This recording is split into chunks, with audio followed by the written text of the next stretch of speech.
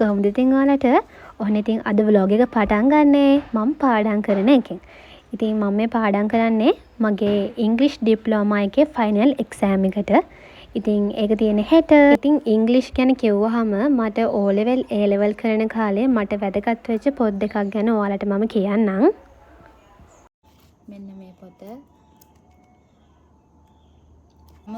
මේක ගත්තේ 2018 2018 නම් මේකේ ගාන වෙලා තියෙන 252ක් මේ ඊළඟ එක පොත තමයි මෙන්න මේක. ඔයාලට ඉංග්‍රීසි වල ග්‍රැමර් අමාරුයි නම් ඔයාලා ගන්න ඕන පොත තමයි මෙන්න මේ පොත. ඉතින් ඔන්න ඔය මම පෙන්නපු පොත් දෙක මට මගේ ඉංග්‍රීසි දැනුම හදාගන්න, මගේ ඉංග්‍රීසි වැරදි හදාගන්න ඒ හැම දෙයකටම උදව් වුණා. ඉතින් ඔයාලටත් ඒක ඕනි කියලා හිතෙනවා නම් ගිහිල්ලා ඔයාලගේ බුක් ෂොප් ළඟම තියෙන බුක් ෂොප් එකේ අහලා බලන්න ඔය පොත් දෙකේ නම ගොඩක් වැදගත් වෙයි.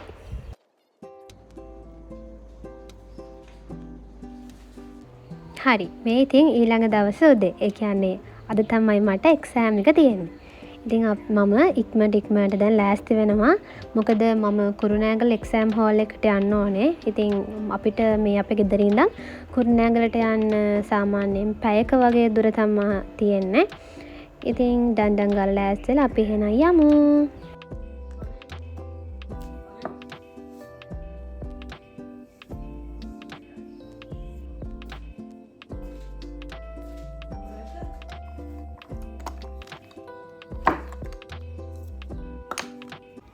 ඔන්න ඔය විදිහට ඉතින් ඉක්මනට ලෑස්ති වෙලා මං ඊළඟට චෙක් කරා මට අරයි යන්න ඕන ඩොකියුමන්ට් එක මම හරියට ගත්තද කියලා.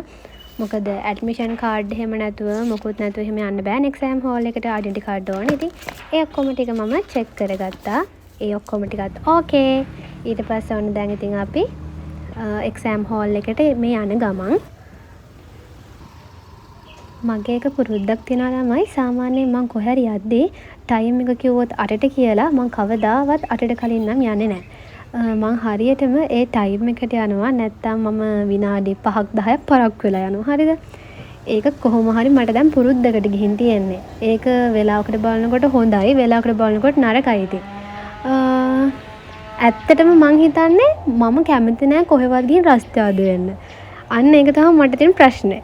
මේ පුරුද්ද ඇති වෙන්න හේතුවත් අන්න ඒකම වෙන්න ඇති. හැබැයි ඉතින් මේ පරක්කු කලාව එක්සෑම් වලට නම් අදාළ නැහැ. මොකද ඉතින් අපේ අම්මත් එක්කනේ මම එන්නේ. ඉතින් කලින් එනවා. හරි. ඔන්න ඉතින් මම එක්සෑම් හෝල් එකට ආවා. ඉතින් මෙතනින් එහාට එහෙම එක්සෑම් එකේ මහා ලොකු වීඩියෝස් ගොඩක් නැහැ. මොකද ඉතින් එක්සෑම් එක ලියන්නනේ මම ආවේ. ඊට පස්සේ ඉතින් අපි හොඳට එක්සෑම් එක ලිව්වා. ඇත්තම කියනවා නම් මේ වෙද්දී අපේ රිසල්ට් උත් ඇවිත් තියෙන්නේ.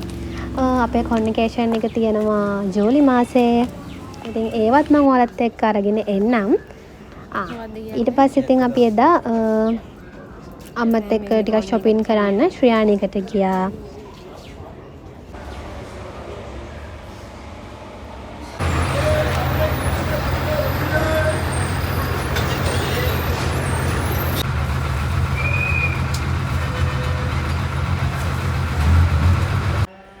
ඔන්න ඉතින් අපි ඊට පස්සේ ගෙදර එන්න පිටත් වුණා.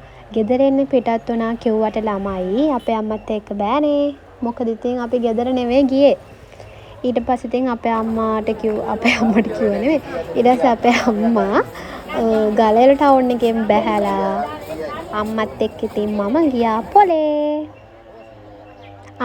මේ තමයි කොණ්ඩේ දික් වීමේ රහස. ඔන්න ඔය විදිහට හොඳට පලා කන්න ඕනේ. එතකොට කොණ්ඩේ දික් වෙනවා. එන්නකෝ එන්නකෝ ඈ මටද කියන්නේ? ඔව් මේ ටී-ෂර්ට් එක කියන්නකො මොන හරි ඔයා ඉතින් දැන් ඔයා තමයි චරිතයක් උනේ නිකන් නෙවෙයි මම ගැලෙවුවා මගේම කට්ට. මේ ඉතින් රෑ වෙලා අපි දැන් යන්න හදන්නේ මියුසිකල් ෂෝ එකක් බලන්න. අනේ ළමයි මට නම් මාරම සතුටුයි. මොකද මේ මම කවදාවත් ෆ්ලෑෂ් බෑග් එකේ මියුසිකල් ෂෝ එක බලලා තිබුණේ නැහැ. වෙන මියුසිකල් ෂෝ වලට ගිහින් තිබුණාට ෆ්ලෑෂ් බෑග් එක මියුසිකල් ෂෝ එකක් බලන පළවෙනි වතාව. ඒ වගේම කාංචන අනුරාධ එනවා, දිනේෂ් ගමගේ එනවා. ඔය වගේ ගොඩ කට්ටිය එනවා. ඉතින් ඒ වගේම විශේෂත්වය තමයි මෙදා පාර අපේ ගමට තමයි ෆ්ලෑෂ් බෑග් ඇවිත් තියෙන්නේ.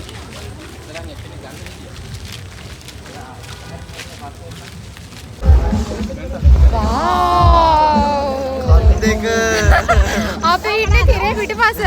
කන් දෙක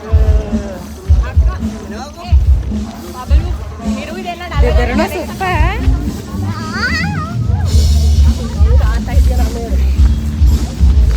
අයියෝ අපරාධ ආයි කියලා හිතන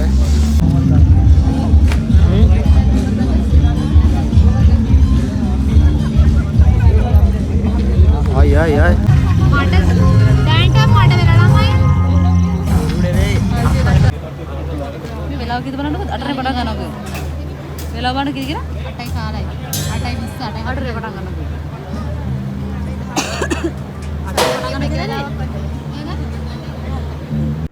ඉතින් ළමයි අපේ ගෙවල් වල ඉඳලා ටික දුරයි තියෙන්නේ අපිට මෙතනට යන්න.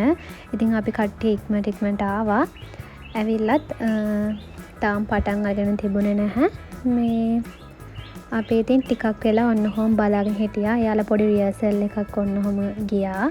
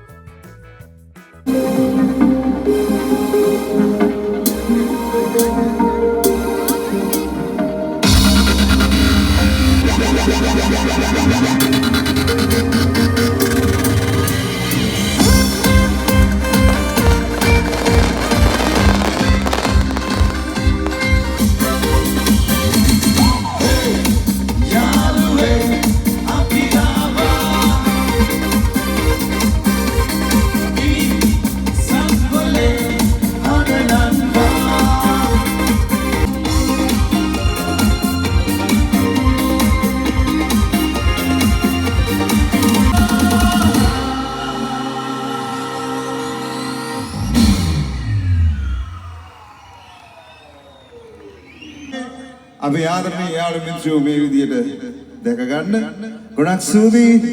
අද ප්‍රසංගයේ ආරම්භයේදීම අත විශාල ජනතාවක් තව ටික වෙලාවක් යනකොට මෙතන කිසිම හිස් තැනක් නැති එකම හිස් ගොඩක් වේවි. ඉතින් thank you very much. අද ප්‍රසංගයේ සංවිධානය කළ අපේ කනිෂ්ක ලහිරු තේනුවර යන ත්‍රිත්වයට වැඩක් ලෙඩක් නැතුව හැඩක් ඇතුව කරන්න පුළුවන් පොල්ල තුන්දෙනෙක් වැඩේට වැහැලා ඉන්නවා.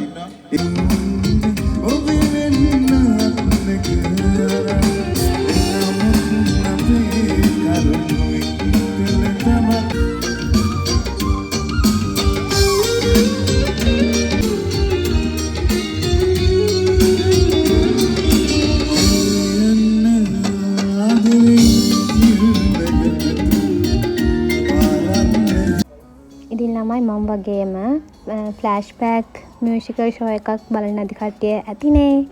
ඉතින් එයාලට මම කියනවා අනිවාර්යෙන් ඔයාලත් ගිහින් බලන්න ඔයාලගේ ළඟම ප්‍රදේශයකට ආවොත්. මොකද මම මාර විදිහට එන්ජොයි කරලා නැටුවා. ඇත්තටම හරිම ෂෝක් මට මාරම සතුටුයි.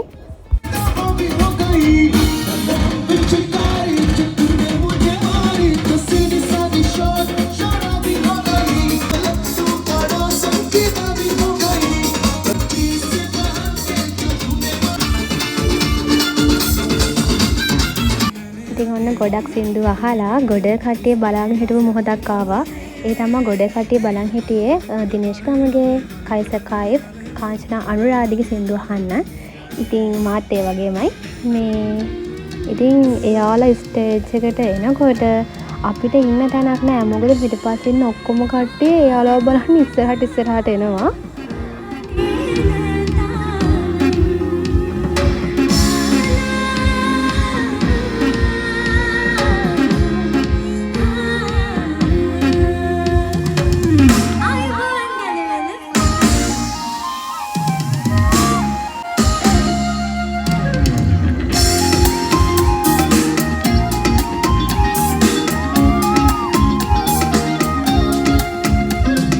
संसार में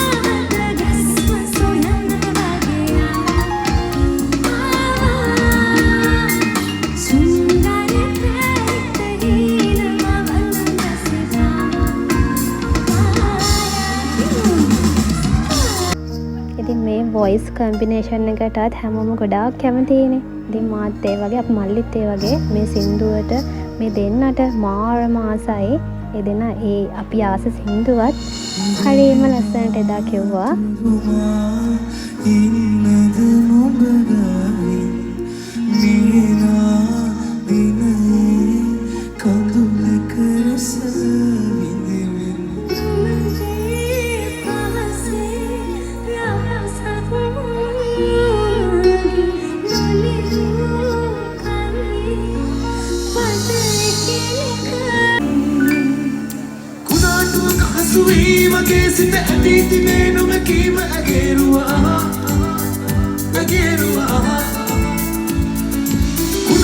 ඉතින් කාංචනා අනුරාධ සින්දු කීකේ ඉන්නකොට ඒක අයියා කෙනෙක් ඇවිල්ලා ඔන්න ඔය බැලුන් එක එයාට දුන්නා. හැබැයි මට ඒ වෙලේ නම් වීඩියෝ එකක් ගන්න බැරි වුණා.